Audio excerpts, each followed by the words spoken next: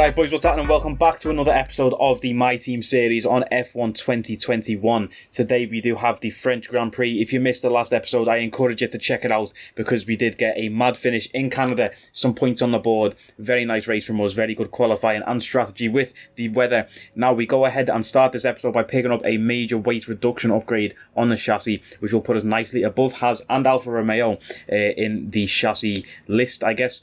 We do have a markets thing. I don't even know what these are called. Events new to this year. Now we can either accept the event and lose 500 XP and 500 resource points, or decline it and lose 1000 XP. Now resource points, we do not want to waste any points at all. So we go ahead and take the hit on the XP there.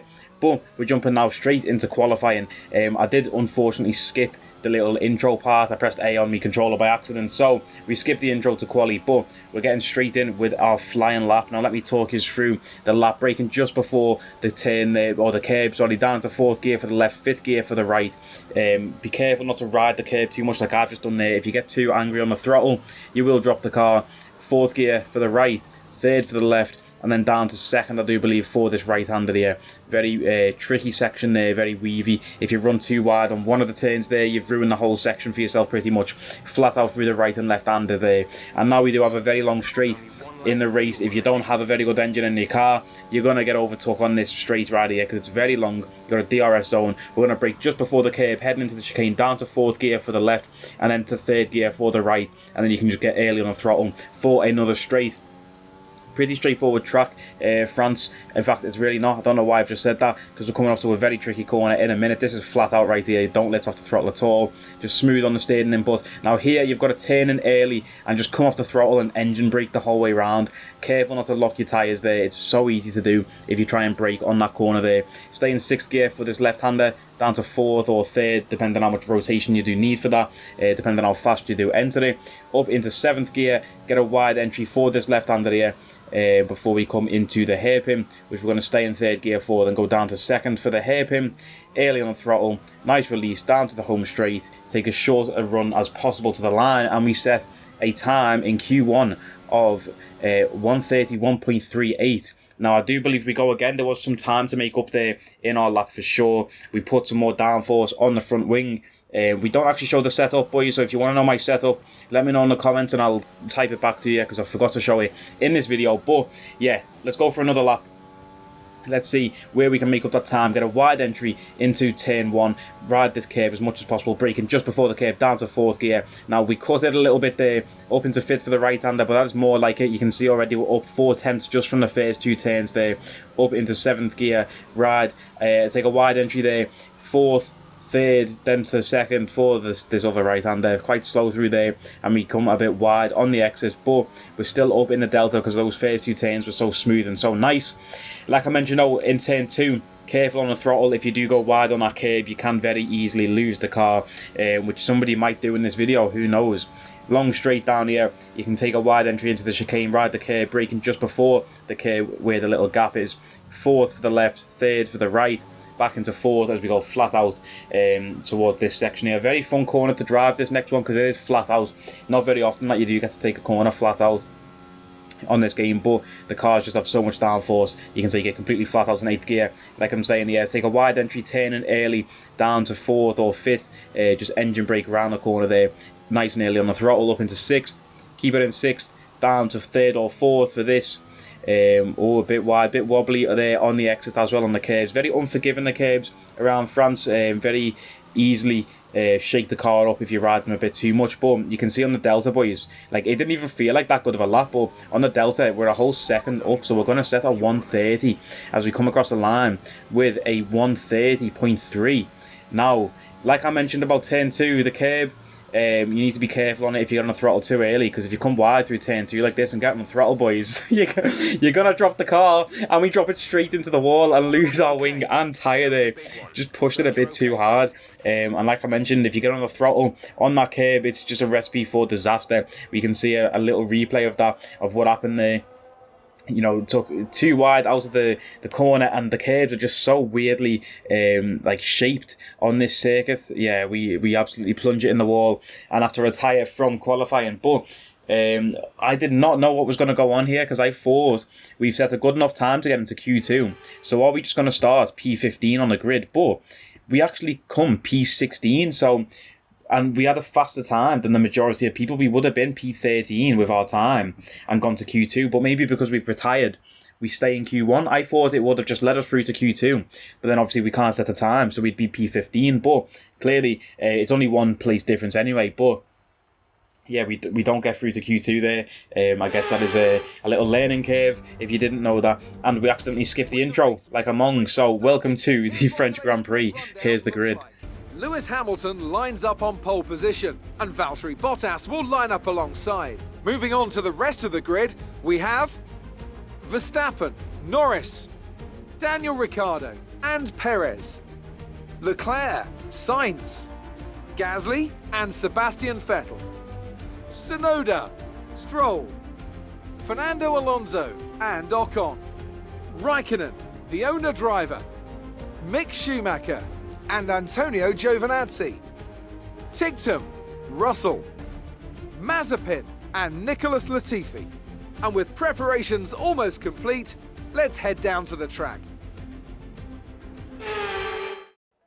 So yeah, boys, it was a stinker in qualifying there. We should have made it through to Q2, but unfortunately we did crash out like an idiot. Strategy for this race is going to be the one-stop medium hard because we are so far back on the grid. Take a bit of the fuel out of the car there, so we go a little bit faster, a little bit lighter, and it's 5 red lights, and it is lights out, and away we go in France for the French Grand Prix. And we get off to a great start, flying past Esteban Ocon there, already flying past somebody else on our left as we head down into turn 1, late on the brakes as always, and we're up into P12 from the start, from P16 on the grid. But an absolutely flying start that was from us. And now we have Fernando Alonso behind us and Yuki Tsunoda, the last of the medium runners, in front of us. So yeah, a very good start from us as Fernando Alonso tries to come back and claim that place back as we go a bit wide around the outside there to avoid a collision with Tsunoda on the outside of the track. Alonso there trying to battle us again. Fernando Alonso, obviously a fantastic driver, a very experienced driver, and you will see throughout this video a very tough battle between me and Fernando through this whole race, and this is only lap 1 of 27. So yeah, we try and defend a little bit into the chicane there. Like I say, on this straight, the cars that get slipstream behind you, DRS eventually when that opens, and if their cars have obviously less drag and stuff like that, which theirs probably do, our aero package isn't the best. They're just going to try and overtake you, or they're going to overtake you, I should say, every single time, as we run wide through turn 2 there, and Alonso comes back, and we do make contact with Alonso as we come back onto the track. Now we did pick up some minor damage to the front wing from that collision there, boys, and you can see here Fernando Alonso just completely pushed us off the track. You can't really see on this replay, but yeah, we come out in front of Alonso somehow, as you see the worst driving ever on lap 4 of a race. We did pick up front wing damage from that collision with Alonso, which is very, very unfortunate. You know, the slightest bit of damage on this game has a massive effect on your, or a massive impact on your performance in the game. As we can see, Alonso there, DRS, Lance Stroll behind us, heading into the chicane. Now, Alonso actually backs out of that move, and Lance Stroll gets ahead of Alonso, as we can see this again. Alonso just completely backs out. He knew he wasn't going to make it down the inside there, so completely backs out of the move, and now Stroll is behind us, and Alonso, who was being a pain in our ass for the whole 4 laps that we've done of this race, is now behind us as Lance Stroll looks to make a move in the faster Aston Martin behind us with that Mercedes engine. We've also got a Mercedes engine, but just look how much faster Lance is through here, and it did put me off a little bit because he overtook us on the fastest section of the track. It put me off a little bit, threw me a bit wide there on my racing line. And now Fernando Alonso is behind us again as we try and make a move back on Stroll, but it just doesn't work out. And now Alonso's on our left hand side, bro. You see how relentless this guy Alonso is, and we've had a little collision there. I didn't even feel it, but it looks like Alonso has tapped us as he tried to make a move on the outside, and look how aggressive he is into the hairpin. But again, we keep him behind us, and we try and catch Stroll. We do have DRS. We're going to try and catch Stroll, close that gap. Yuki Tsunoda is just flying ahead of us, compared to this little pack that we've got here, and I do put that down to the front wing damage. You know, I'm getting a lot of understeer through these corners. Just like I say, the slightest bit of damage has such an impact. As Alonso sends one up the inside there, and we tap again, we make collision again, but we didn't take any damage on the car, fortunately there. Fernando Alonso, he's going absolutely crazy on this first 6 laps. He really wants to overtake me, and I'm just not letting it happen. Do you know what I mean? Like, I don't know who he thinks I am, if he thinks I'm just going to let him pass because I respect him as a driver, but it's not going to happen, mate. Now you can see in the bottom right on the MFD, I do keep checking the engine because our central electronics, I do believe, and the gearbox is absolutely goose, boys. We're at 65% wear on the both components of those two right there, which aren't things you like to see, you know, especially the gearbox. We'll see maybe later in this video we do have some gearbox problems. Who knows what is going to happen? Now you'll have to wait and see. We are in P3 at the moment, probably net about like P12 still because we haven't pit yet, and Alonso makes the move. We're going to go late on the brakes into the chicane. Can we get that place back? Of course we can. Late on the brakes, we fully send it at every single opportunity, you know we do. Back up into P3. Lance Stroll, Yuki Tsunoda in front of us, looking out of reach at this point in the race, you know. Like Yuki's 10 seconds ahead, Stroll 6.5 seconds ahead. That's a big gap. That obviously Stroll was in DRS range for us, so it just shows how much faster he's been going compared to us. And now we do have Valtteri Bottas behind us. He has came out the pit and overtook Alonso. Just shows how good Bottas is on this game. He's absolutely flying as we head towards the hairpin, and Bottas tries to go round the outside of us there already. Like, this guy is an absolute animal on this game, boys. He's better than Hamilton on the game. Now, Codemasters, we need a word about that, because Lewis Hamilton is the greatest F1 driver of all time, and you're making this fat idiot better than him on every game. He was better than him last year. He's better than him on this game as well. I don't understand it. Sort it out in a performance patch, you know what I mean? He's not even going to have a seat next year, Bottas. He's going to be at Alfa Romeo, and you're making him better than a 7-time world champion Lewis Hamilton. Sort it out. But anyway, speaking of this fat idiot behind us, let's see, is he going to try and make a move on us? We run wide there, very poor line, and he does make the move up the inside, nice and easy. No point trying to fight him, you know. It's Valtteri Bottas in a Mercedes. There is absolutely no point trying to defend against a Mercedes. We're just going to cost ourselves time and cost ourselves tyre wear, you know, trying to defend and stuff like that against a Mercedes. No point in doing it. And speaking of, we're looking at some gearbox wear. Try to keep your number of shifts to a minimum. Speaking of the 7-time world champion, Lewis Hamilton overtakes us there. But as you've just heard from Jeff on the radio, he said keep your gearbox shifts to a minimum because we're picking up some wear.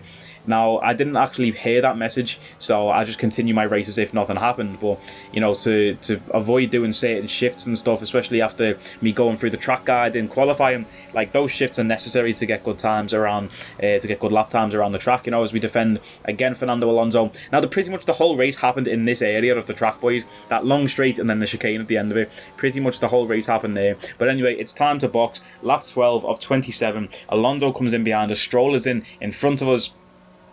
Also, Yuki Tsunoda's in front of us. Obviously, our group of cars here on the one-stop strategy. Stroll and Tsunoda out already. As we come into the pits, Alonso is in behind us. Let's see, boys. Our pit lane is obviously our garage, is at the very end of the pit lane. And we do get a front wing change. Now, it was only minor damage, but the guys in the pits have decided to change the front wing in 6.2 seconds on a pit stop with a front wing change. It must be a world record because that is very fast. I've seen 9 seconds on a front wing change before, so 6.2 is amazing. Alonso comes out in front of us out because we do change the wing, but I know with that wing change I'm going to be a lot more fast, or a lot faster. That's terrible grammar. I'm going to be a lot faster now with the fresh wing. Latifi in the pits there as we look to chase down just everyone, bro. Obviously the group behind us, they're all pitting now, so we gain a few places back, but Alonso still 2 seconds ahead. Okay, there appears to be an issue. We're currently investigating. 1 lap later, Alonso is now 1 second ahead. We're going to try and close that gap. Now, Jeff has just told us that there's an issue. It's probably something to do with the gearbox again, or the engine part. As you can see, it's very worn there. Now, let's chase down Alonso, try and get within DRS range, and take him on that long straight before the chicane. It looks like we're experiencing an ERS software glitch. Now, one of the strangest experiences I've had on this game. So Jeff said there's a fault, and then all of a sudden my ERS turned on, and I couldn't turn it off. And you see, he said there's an ERS software glitch. I couldn't turn ERS off. It's not that bad of a thing because I would have used it anyway with DRS to try and catch Alonso down this straight. But it will affect us later in the race, boys, because now we've completely run out of energy. You can see there our battery is completely drained, or on 7%, and I can't turn it off. So we're just expending all of our energy to try and get past Alonso. And if we don't get past Alonso before that runs out, it's going to be a travesty as Daniel Ricciardo comes out of the pits in front of Fernando Alonso. Pierre Gasly comes out on fresh mediums behind Esteban Ocon, who is behind us, as we try and make a move now on Alonso. Do we have the pace? Using a bit of battery there, late on the brakes. Alonso, can we get the switcheroo through this little weavy S section of the track? It looks like Alonso is going to have the better line, but we do come out to that corner there, a bit wobbly, bit of oversteer, because those curves, like I say, are just so unforgiving around France. But we're going to have DRS onto this straight. Like I mentioned, the whole race pretty much happened on this straight. Can we catch Alonso before the chicane? You know we're going to send it, boys. You know we're going to send it. We're going to fully send it. Late on the brakes. Alonso tries to defend very late. That was almost moving in the braking zone. We might send that to the FIA to look at. A nice little exit there, though. But Alonso, again, he stays in front of us. What a driver Fernando Alonso is. You know, like, he's such an experienced, good driver as we push him off the track there. Because I just don't want this to happen. Or, well, I was going to say this. Okay, bad news on the gearbox. The team are trying everything they can think of, but they're not optimistic. Just keep at it, do your best, that's all we can ask. Yeah, boys, through that flat out right-hander there, I was expecting a Hamilton and Verstappen at tops. A mechanical issue means you've lost one of the gears. Say again, you have lost access to one of the gears. I just heard Jeff say there, we've lost access to one of the gears because the gearbox wear is so high. In game, I did not get that message, boys. So you can see me drive normally, but if your eagle-eyed viewers look at the bottom of the screen, we don't have a fourth gear. Well, now we do. But I was driving for a few laps after he said that message without a fourth gear. I don't know if I've just skipped it in the edit there, actually. But there was a few laps, boys, I didn't have a fourth gear, which was just so weird to drive with because I was going down to third gear for some corners, then trying to go back up to fourth on the exits and stuff like that, and then I was going straight to fifth and just not having the revs to get the car going. But it did come back, which was very weird. I thought once the gearbox is worn out and we've lost that gear, it wouldn't come back and we just have to replace the gearbox. But yeah, this is the 6th race of the season, so we can replace the gearbox for Austria next race, which I have recorded already, so make sure you stay tuned on the channel for the Austria episode, and make sure you watch that episode if you really want to laugh, because it's the worst race you'll ever watch in your entire life. Fernando Alonso, though, the most aggressive driver I've ever seen in my entire life. You see, we just keep touching, but luckily we're not picking up any damage, any significant damage anyway, that's going to affect our performance in the race. And what's this? Fernando Alonso is absolutely smoking, and I don't mean in a good way. He's not on fire in a good way. He's smoking, and he's gone off the track. His engine is gone. Fernando Alonso. Now let's see this from our onboard view, boys, as we come around. Cops, well, not cops, but the French cops. We're going to call it Le Cops. That's what that corner's called now, Le Cops. Yeah, Alonso off the track and out the race. So what an absolute battle we've had with Fernando Alonso for 19 laps just for Alonso to retire. Now I don't know if that damage that he picked up from us, or the little bit of contact, I don't know if that affected it and that's what sent his engine. But if it was, apologies Fernando, but yeah, like, it had to be done, you know what I mean? Anyway, now we've got Pierre Gasly behind us on newer medium tyres. Our tyres are getting absolutely wrecked now. You'll see in the MFD soon, I will pull it up. But our tyres are absolutely gone, boys, as we run wide there. And, you know, Pierre Gasly makes an easy move. Not really going to fight that anyway. He's on fresher tyres, faster car. It is what it is. But we're in P10 still. So we're holding on for that 1 point position, boys. Antonio Giovinazzi is out of the session too. Is this going to be a big crash or anything? Let's have a look. Riding on board with Giovinazzi and Latifi behind, and we can see that his engine just goes. His engine just completely goes, and he pulls over to the side of the track. But we're trying to hold on for this 1 point position. Esteban Ocon is now behind us with 5 laps remaining in the race. He goes around the outside into the chicane. We're going to go late on the brakes into the chicane there, push him a little bit wide off the track as we gain track position through the chicane. And Alonso is just a different Alpine behind us now. You see 41% tyre wear on the front left, 36 on the front right. Our tyres are absolutely gone, but we still have 5 laps left with no pit stops to try and make it to the end of this race on this set of tyres. But we've got to defend aggressively, otherwise we're not going to get any points in this race. And every point counts, especially at the bottom of the table. You know, every point that you come across is a rare point when you're at the bottom of the table, despite getting a podium last week. But we don't talk about that as we nearly dropped the car over that curb there. We were very unsteady, very shaky as we come round towards the hairpin. And oh no, we've spun. We've been absolutely spun out by Esteban Ocon. Esteban Ocon, the winner of the Hungarian Grand Prix. An absolute loser, an absolute skinny idiot, an absolute clown. Let's take a look at this again. He twists his wheel into us, boys. He does it on purpose. You've just seen it right there. His hands. Rewind it and watch it again. He actually turned his wheel into us, boys. I couldn't believe it. I was just driving the car. I gave him space. You know what I mean? He tried to overtake us up the inside, rode the curb, then turned his car into us and spun us out like GTA, bro. Like GTA, bro. That's literally what it was. It was like a GTA race. And then he just zooms off into the distance as if nothing ever happened. I could not believe my eyes, you know what I mean? Like, if you could hear the team radio when that happened, it would have been hilarious, bro, because he was getting called every name under the sun, do you know what I mean? And he's pit there on the next lap, so he must have picked up damage, so I hope it was fucking worth it, you skinny prick, you know what I mean? He's at the pit, and we overtake him anyway, but we are still in P13 now, and out of the points, when we would have been on that 1 point position. We would have finished the race. I would have defended Esteban for those 5 laps as we crossed the line. Checkered flag. Lewis Hamilton wins the race. 65% tyre weight on the front left, 59 on the front right. Outrageous. Esteban Ocon ruined our race completely, and he finishes P17, so I hope it was worth it. Esteban, Yuki Tsunoda, shout out to him, driver of the day. Could not believe my eyes, boys. We might have got driver of the day there, coming from P16 to P10. But yeah, Esteban Ocon, you absolute clown. Now this is war. You are my least favourite driver on the grid anyway. Before that happened, I did not celebrate when he won the Hungarian Grand Prix. Any other driver that won that Grand Prix, I would have celebrated for them and been happy for them. But I absolutely hate Ocon. He's the most irrelevant driver on the grid. He's more irrelevant than Giovinazzi, and I don't think I've ever heard a commentator say Giovinazzi's name while I'm watching the Grand Prix. That's how irrelevant he is. So Esteban Ocon, he's even more irrelevant. So the fact he's won a Grand Prix is really annoying, and the fact he's just spun us out there is even more annoying.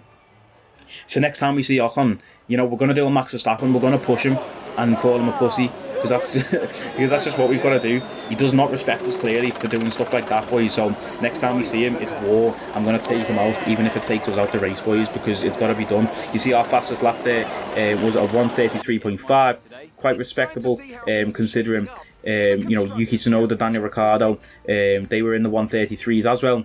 Our teammate Dan Ticktum came P16, absolute stinky man right there. I can't wait to get rid of Ticktum and get some big names on the squad for the seasons going forward. Like I mentioned, though, we can replace that gearbox, and we can replace the part of the engine that did wear out in that race, because we are at the end of the race now, and obviously you've got to race 6 races on a gearbox before you're allowed to change it. Now, on this career mode, boys, the engine wear and the gearbox wear is glitched. Like, it wears out so fast, it's absolutely ridiculous. So we do have to focus some of our upgrades now in the durability section. Even though we do need to focus on that engine, chassis and aero because the car's trash, we do need to focus on durability at the same time, because the engine just wears out so fast that we're going to take a grid penalty towards the end of the season. That's how fast our components are wearing out. Speaking of components wearing out, we've got the Austrian Grand Prix next. Stay tuned for that episode. It's a funny one. You don't want to miss it. Like, comment, share, subscribe. You know the vibes. Hope you enjoyed. I will catch us next time. Take it easy.